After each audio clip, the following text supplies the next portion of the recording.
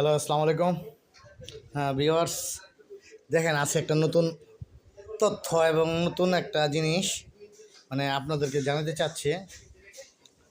আমরা তো অতি উৎসাহ হইয়া মানে ডিসকাউন্ট খুঁজি, ছাড় খুঁজি, যে কত টাকা ছাড় দিল, কত টাকা ডিসকাউন্ট দিল। তবে আজকে জুমাবারের দিন, তা দেখুন একটা সেভেন আপ বানাইছি 2 লিটার। 2 লিটার দাম মনে করেন যে 120, 30 বা এরকম 40 হয়ে থাকে।